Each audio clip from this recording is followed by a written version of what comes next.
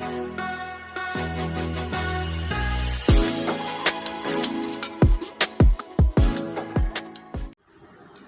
यहाँ पर देखें, आज हम लोग सॉल्व करेंगे exercise 6.3 NCERT mathematics class 11th। Question number 3 है इनइक्वालिटी का। 2x + y ग्रेटर देन और equal to 6, 3x + 4y less than और इक्वल टू 12। तो पहले ग्राफ बना लेंगे पहले के लिए और इसको इक्वेशन के फॉर्म में लिख देंगे।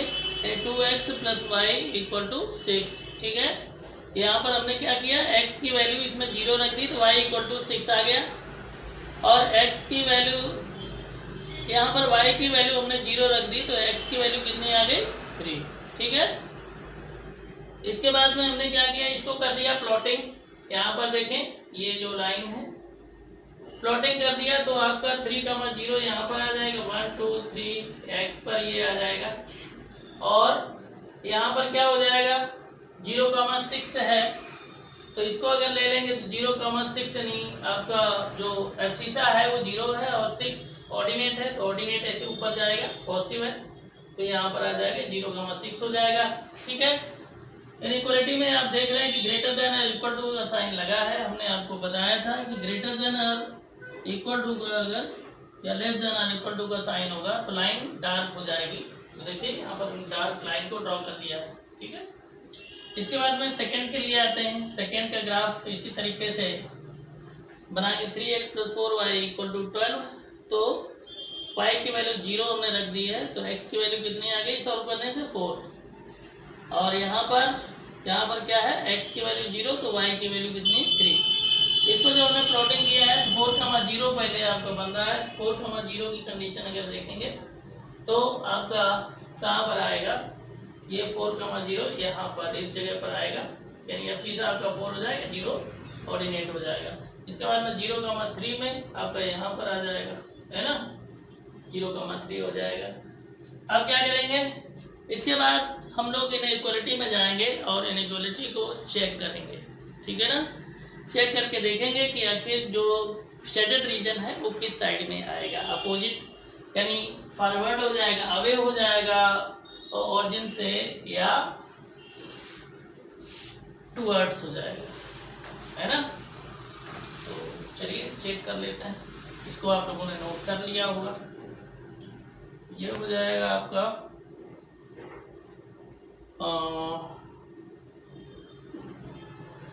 एक पॉइंट 0,0। देखिए चेक कर लीजिए क्या लिखा है, 2x + y ग्रेटर देन और इक्वल टू 6, 0 रख दीजिए तो 2 × 0 + 0 ग्रेटर देन और इक्वल टू 6। तो यहाँ तो पूरा 0 हो जाएगा, तो 0 ग्रेटर देन और इक्वल टू 6। अब आप ये देखिए यहाँ पर क्या कभी ऐसा हो सकता है कि 0 6 से ग्रेटर हो जाए, नहीं होगा ना, तो ये है क्या, फॉल्स। क्या है, फॉल्स है। ठीक, अब सेकेंड वाले को अगर चेक करेंगे तो क्या हो जाएगा, उसको देख लीजिए। 3x + 4y लेस देन और इक्वल टू 12, 0 रख देंगे तो 3 × 0 और 4 × 0 लेस देन और इक्वल टू 12। ये क्या हो जाएगा, 0 यहाँ पर भी, 0 यहाँ पर भी, लेस देन और इक्वल टू 12, तो ये हो जाएगा 0 लेस देन और इक्वल टू 12। तो देखिए 0 हमेशा ही जो होता है वो 12 से कम होता है, तो ये आपका हो जाएगा ट्रू। क्या हो जाएगा, ट्रू। क्लियर, यहाँ तक आप लोग चाहे इसको नोट कर लीजिए, चाहे आप इसको स्क्रीनशॉट ले सकते हैं। तो देखें ध्यान से, अब अगर हम देखेंगे तो जो ट्रू वाला है वो किधर जाएगा, ये जो ट्रू वाला है ये वाला, ये तो आपका आएगा किसकी तरफ, ऑरिजिन की तरफ, यानी ये इसके लिए कौन सा अप्लाई होगा, ये वाला अप्लाई होगा, ये सेकेंड वाला ट्रू है। तो यहाँ पर हम लिख सकते हैं 3x + 4y = 12। ठीक है ना, तो ये आपका इस साइड में आ जाएगा ऐसे, क्लियर ना, ऐसे। लेकिन जो ये फॉल्स है ये जाएगा बाहर की तरफ। फॉल्स वाला जो होता है वो किधर जाता है? बाहर की तरफ। क्लियर ना? किधर जाएगा? बाहर की तरफ। ठीक है, तो जो आपका कॉमन है वो कॉमन आपका ये एरिया आ जाएगा। ये वाला एरिया जो है ये क्या आ जाएगा? कॉमन। ठीक है, तो यहाँ पर आप लिख सकते हैं क्या कि शेडेड रीजन विल बी, लिखेंगे कॉमन शेडेड रीजन। क्या लिखेंगे? ध्यान से देखें, नीचे लिख लेंगे common shaded region, common shaded region show the solution, shows the solution of inequalities, inequalities। जो ये कॉमन शेडेड रीजन है वो इनइक्वालिटीज का सॉल्यूशन को शो करता है। किसको शो करता है? सॉल्यूशन को। तो इस तरह से आपका ये जो क्वेश्चन नंबर 3 था वो हो गया सॉल्व। अब हम लोग देखेंगे क्वेश्चन नंबर 4। क्वेश्चन नंबर 4 है x + y ग्रेटर देन और इक्वल टू 4, और अगला क्या है? 2x - y greater then 0। ठीक है, तो चलिए देखते हैं।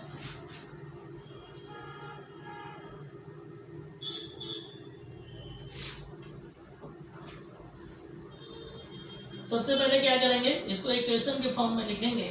आप लिखना चाहें तो ऐसे भी लिख सकते हैं कि लेट गिवन इनइक्वालिटीज, ऐसे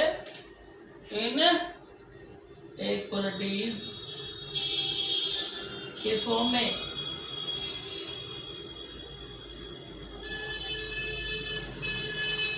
as strict equation, as strict equation। ठीक है ना? स्ट्रिक्ट इक्वेशंस में अगर लिखेंगे तो देखिए क्या हो जाएगा? x + y = 4, और क्या हो जाएगा? 2x - y = 0। ठीक है, अब इसको ग्राफ के लिए ले लीजिए। ग्राफ के फॉर्म में अगर लेंगे तो क्या हो जाएगा? यहाँ पर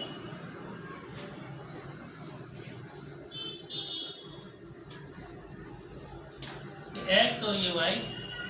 ठीक है, अगर हम 0 रख देते हैं x के लिए तो y की वैल्यू 4 आ जाएगी, और अगर x की जगह y की जगह 0 रखते हैं तो x की वैल्यू 4 आ जाएगी।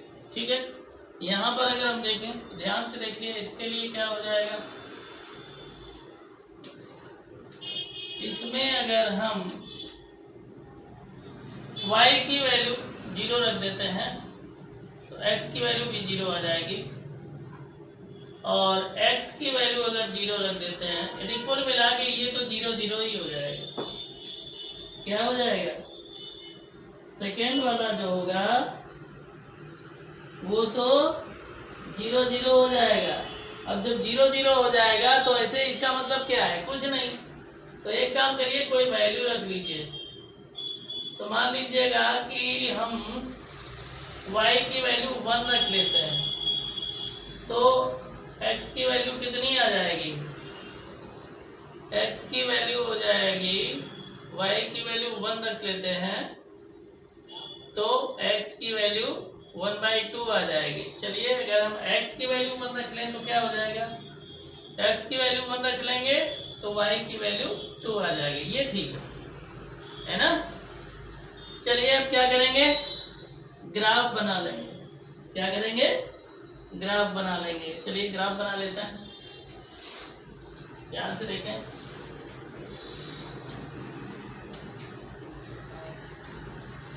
ये ऑरिजिन हो जाएगा। पहले वाले में क्या है 0,4 यानी 1 2 3 4, ये हो जाएगा 0,4, ठीक। और 4,0 यानी 1 2 3 4, ये हो जाएगा 4,0, ठीक है। यहाँ पर आप देखें, यहाँ पर जो इनइक्वालिटी है यहाँ पर ग्रेटर देन और इक्वल टू लगा है, इस वजह से ये लाइन जो आपकी होगी वो कैसी होगी, डार्क होगी, इस तरह से, ठीक है। कैसी होगी, डार्क। क्लियर। सेकेंड वाले में आ जाइए। सेकेंड एक तो 0 0 है और एक है 1,2, यानी 1 आपका आ जाएगा इसमें यानी x एक्सिस पर और 2 हो जाएगा किसमें, y एक्सिस पर, यानी इधर कहीं पर हो जाएगा, है ना। इस जगह पर कहीं आपका आ जाएगा क्या, 1,2। क्लियर।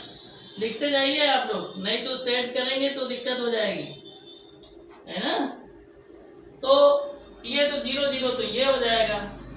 तो क्या करेंगे, अब यहाँ पर देख लीजिएगा इनइक्वालिटी में यहाँ ग्रेटर देन लगा है, तो जहां पर ग्रेटर देन और इक्वल टू या लेस देन और इक्वल टू नहीं लगा होता है, केवल लेस देन और ग्रेटर देन ही लगा होता है, तो वहां पर डॉट डॉट लाइन आती है। तो आप क्या करिएगा, इसको डॉट डॉट से ऐसे बना दीजिएगा, ठीक है। इस तरह से ये हो जाएगा। बात समझ में आती है, इस तरह से हो जाएगा। अब हम देखेंगे कि आखिर हम किस तरह से इसको शेड करेंगे, नहीं शेडेड रीजन कौन सा आएगा। तो हम चेक कर लेते हैं इसको। क्या लिखेंगे, टेक अ पॉइंट 0,0, तो क्या हो जाएगा, x + y ग्रेटर देन और इक्वल टू 4, ये 0 + 0 ग्रेटर देन और इक्वल टू 4, 0 ग्रेटर देन और इक्वल टू 4। बताइए क्या 0 कभी 4 से ज्यादा हुआ है, नहीं हुआ है ना, तो ये हो जाएगा फॉल्स। क्या हो जाएगा, फॉल्स। जब फॉल्स हो जाएगा तो ये वाली लाइन कौन सी, जरा देख लीजिएगा, ये वाली लाइन है, यानी हम लिख देंगे यहाँ पर x + y = 4 के लिए ये लाइन है, ठीक है। तो ये जब फॉल्स है तो ये तो ऐसे जाएगा, ऐसे इस तरह से जाएगा ना, यानी फॉरवर्ड हो जाएगा ना ऑरिजिन से। और इसके बाद में चेक कर लेते हैं किसको, सेकेंड वाले को। सेकेंड वाले को अगर चेक करेंगे तो क्या हो जाएगा, ये हो जाएगा 2x - y ग्रेटर देन 0, तो यहाँ भी 0 कर देंगे अगर, और -0 तो ग्रेटर देन 0, तो ये क्या हो जाएगा, 0 ग्रेटर देन 0। अब 0 ग्रेटर देन 0 का मतलब क्या हो गया, ये बताइए। AB जो है वो टुवर्ड्स ऑरिजिन जाएगा, क्या जाएगा, टुवर्ड्स ऑरिजिन। बात समझ रहे हैं, ध्यान से देखें। अब एक काम कर सकते हैं, जहां पर ये हो रहा है, अब 0 ग्रेटर देन 0 ऐसे कैसे इसको ले सकते हैं, तो उसके लिए एक काम कर सकते हैं, इसके लिए कुछ डिफरेंट ले लीजिए। क्या करेंगे, इसके लिए ले लीजिएगा, यहाँ लिख लीजिए टेक पॉइंट 1,0 ले लीजिए, ठीक है ना। तो यहाँ पर क्या आ जाएगा, 1, ठीक। तो जब यहाँ पर 1 आ जाएगा तो क्या हो जाएगा, 2, और यहाँ पर ऐसे ही रखिए इसको, 2x 2 × 1 - 0 ग्रेटर देन 0, तो 2 ग्रेटर देन 0, तो ये हो जाएगा 2, क्या हो जाएगा, 2 हो जाएगा, ठीक है।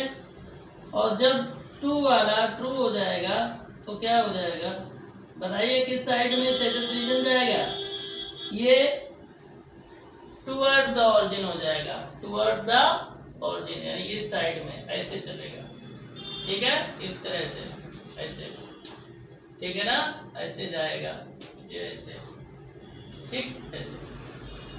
तो जो कॉमन सेटेड रीजन हो जाएगा वो कौन सा हो जाएगा, ध्यान से देखिए, ये जो जा रहा है ये वाला कॉमन सेटेड रीजन हो जाएगा, ये वाला ध्यान से देखें, ये वाला जो है आपका कॉमन सेटेड रीजन हो जाएगा, ध्यान से देखें, ये कॉमन सेटेड रीजन हो जाएगा। आप लोग नीचे नोट कर लेंगे, जो हम करवाते हैं उसी तरीके नोट कर लीजिए कि common shaded region show the solution of the inequalities, ठीक है।